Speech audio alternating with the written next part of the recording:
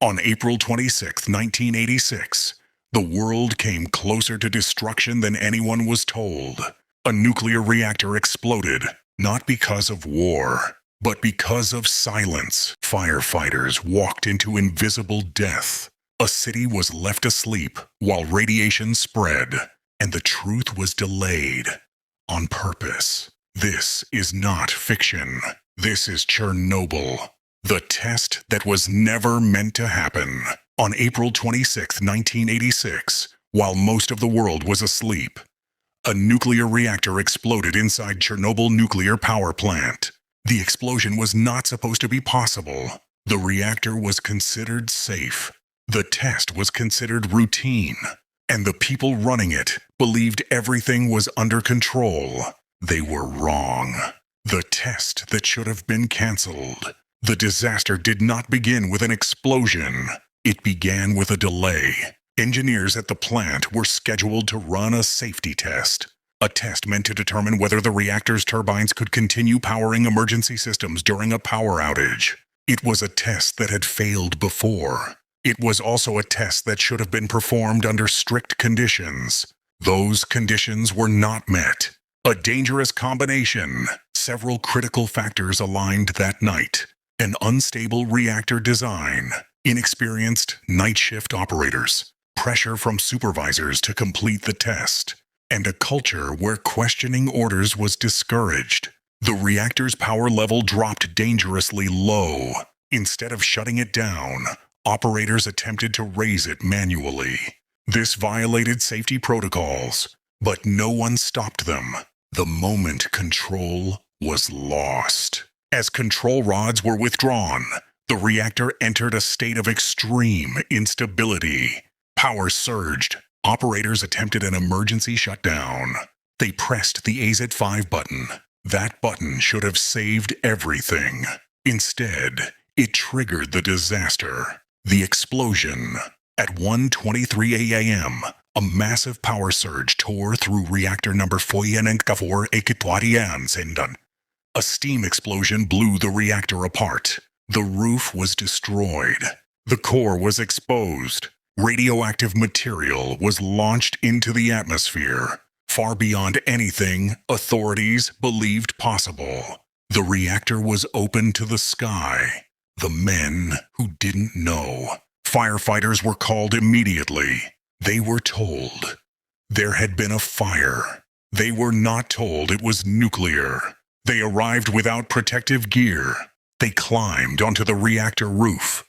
They picked up glowing pieces of graphite with bare hands, not knowing those pieces were emitting lethal radiation. Many would be dead within weeks. The silence that followed. Inside the control room, confusion reigned. Some operators insisted the reactor was intact. Others knew something was terribly wrong. But admitting a nuclear meltdown was unthinkable. So reports were softened. Information was delayed. And the city of Pripyat continued sleeping. Just kilometers away, the invisible enemy. Radiation has no smell, no sound, no immediate pain. People outside walked their dogs. Children played. They watched a strange blue glow rising into the night sky. They did not know it was death. The lie that spread faster than radiation. After the explosion, the most dangerous decision was not technical. It was political. The reactor is intact. Inside the control room, senior engineers refused to believe what had happened. A nuclear reactor exploding was considered impossible. So the conclusion was simple. It didn't happen. Reports sent to Moscow described a minor fire, no radiation threat, full control of the situation. These reports were false, but they shaped every decision that followed. The firefighters' fate. Firefighters continued working through the night. They stood on radioactive debris. They inhaled contaminated smoke. They handled graphite from the reactor core. Within hours, skin reddened. Metallic tastes appeared. Vomiting began. Doctors were confused. No one told them they were treating radiation poisoning. The city that was never warned. Just 3 kilometers away, the city of Pripyat woke up to a normal day. Schools opened, shops operated, buses ran, parents pushed strollers, children played outside. Radiation levels were already lethal, but officials said nothing. The blue glow. That night, residents noticed something strange. A blue light rising above the plant. Beautiful, silent, unnatural. It was ionized air, a sign of massive radiation release. People gathered to watch. They stood outside for hours. No one told them to go inside. The first medical collapse. By the next day, firefighters and plant workers began collapsing. Symptoms escalated. Internal bleeding, severe burns beneath intact skin, sudden organ failure. Doctors finally realized the truth. This was acute radiation syndrome. By then, it was too late. Moscow finds out. Slowly, radiation alarms went off not in Ukraine, but in Sweden. A nuclear plant detected unexplained radiation. They traced it back east. Only then did Soviet authorities admit something had happened. Not a meltdown, just an incident. The evacuation delay. Despite rising radiation levels, Pripyat was not evacuated immediately. Officials feared panic. They feared embarrassment. They feared admitting failure. So they waited. 36 hours passed. Children slept in contaminated beds. People drank contaminated water. The invisible damage spread. This is temporary. When evacuation finally came, residents were told, "You will return in a few days." They were allowed to take documents, some food, nothing else. Pets were left behind. Homes were locked. They never returned. The cost of delay. By the time Pripyat was empty, thousands had received massive radiation doses. Contamination had spread across Europe. The disaster could no longer be contained. The lie had already done its damage. The men sent onto the roof. When Soviet authorities finally accepted the scale of the disaster, they faced an impossible problem. The reactor core was open. Radiation was pouring into the sky, and something had to be done immediately. The helicopters over the core. Military helicopters were ordered to fly directly above reactor number 4. Their mission: drop sand, lead, boron, and clay into the burning core. The goal was to smother the fire and absorb radiation. The pilots flew into invisible death. Radiation levels were so high that instruments failed. Some helicopters lost control mid-air. One crashed. The pilots survived the fall. They did not survive the exposure. Why machines couldn't be used? Engineers planned to use robotic machines to clear radioactive debris from the reactor roof. The robots arrived. They failed. Radiation destroyed their electronics within minutes. Western robots failed. Soviet robots failed. The radiation was simply too strong. That left only one option: the decision. No one wanted to sign. Human beings, men, young soldiers, they would be sent onto the roof.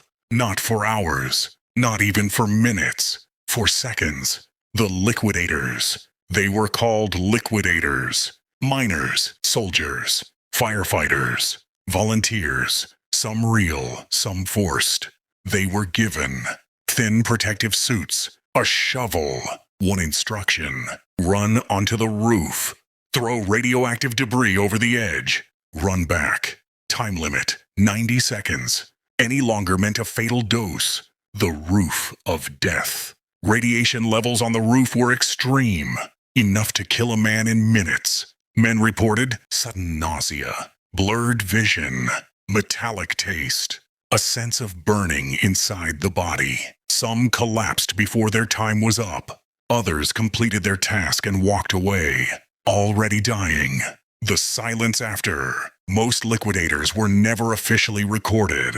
Many medical records were altered. Causes of death were listed as heart failure, unknown illness, complications. Families were rarely told the truth. Compensation was minimal. Recognition came decades later, if at all. The miners beneath the reactor. While men worked above the core, another group worked below it. Coal miners were ordered to dig a tunnel beneath the reactor. The fear was that molten nuclear fuel would reach groundwater, triggering a second explosion. The miners worked in extreme heat. They removed protective clothing. They dug, knowing the risk. The feared explosion never happened. But many miners later developed severe illnesses. The sacrifice that bought time. Thanks to the liquidators, the fire was contained. Radiation release slowed. Europe was spared worse contamination. But the cost was human life. Thousands of them. The word that was never used.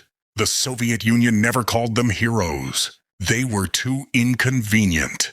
Admitting heroism meant admitting danger, so their sacrifice was minimized, their stories buried. The concrete lie. When the fire was finally controlled, the world believed the danger was over. It wasn't. It had only changed its shape. The sarcophagus. To contain the destroyed reactor, Soviet authorities ordered the construction of a massive concrete structure. It was called the sarcophagus. Its purpose: seal the radioactive core, prevent further release. By time, it was built in record time. Too fast, too rushed, too flawed. Built on radiation. Workers constructing the sarcophagus were exposed daily. Many exceeded safe radiation limits within minutes. Concrete was poured while radiation still leaked. Corners were cut. Measurements were falsified. Because deadlines mattered more than lives. The structure was never meant to last. It was meant to hide the problem. The numbers that didn't add up. Official Soviet reports claimed 31 deaths, minimal long-term effects, limited contamination. These numbers were repeated for years. They were false. Independent estimates later suggested tens of thousands of premature deaths, massive increases in cancer, genetic damage across generations. But proving it was difficult. Radiation doesn't leave signatures. It leaves patterns. The doctors, who were silenced. Medical professionals noticed unusual trends. Childhood thyroid cancer spikes. Rare illnesses appearing suddenly. Increased birth defects. Some doctors tried to report their findings. They were warned. Others lost their positions. A few vanished from public records. The state could deny what it never acknowledged. The children of Chernobyl. The most tragic victims were not the first responders. They were the children, born years later, with weakened immune systems, with genetic damage, with lives shaped by an accident they never witnessed. Entire regions were affected, entire futures altered. The zone that should not exist. A massive exclusion zone was established. Villages were abandoned. Nature reclaimed cities. Animals returned. But the land remains poisoned. Some areas will be unsafe for thousands of years. Chernobyl did not end in 1986. It became permanent. Why? The truth stayed buried. Admitting the full scale would have meant international outrage, legal responsibility, political collapse. So the narrative remained controlled. Chernobyl was framed as a tragic accident, a solved problem, a closed chapter. None of those were true. The fear beneath the concrete. Even today, beneath layers of steel and concrete, the reactor remains unstable. Fuel still exists. Radiation still leaks, slowly. Chernobyl is not dead. It is contained. For now, what the world learned and what it didn't. When Chernobyl happened, The world promised itself one thing: never again. But history is not shaped by promises. It is shaped by memory. And memory fades. The lesson everyone agreed on. Chernobyl proved something undeniable.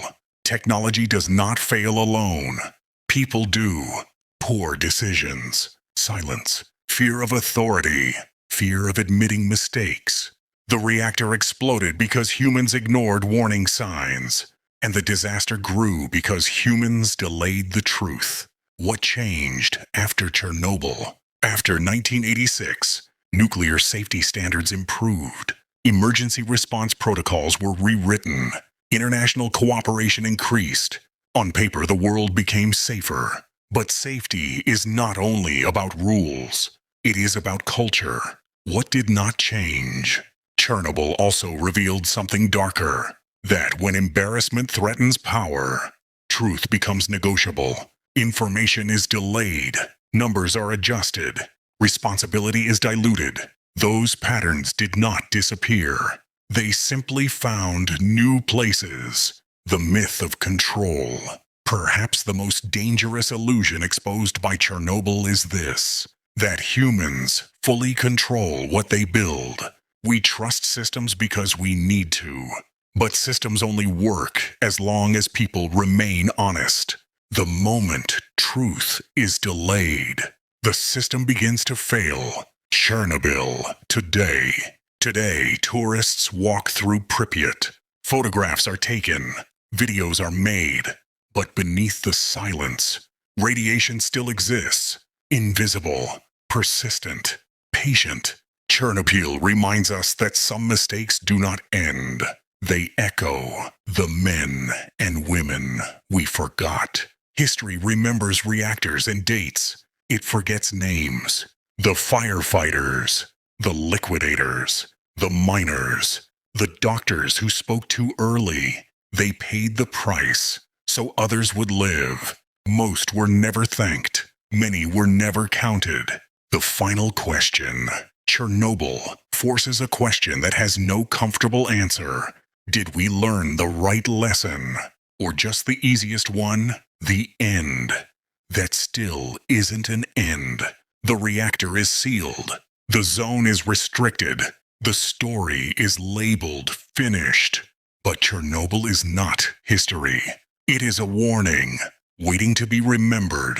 The explosion lasted seconds. The consequences will last centuries. And silence remains the most dangerous reaction of all.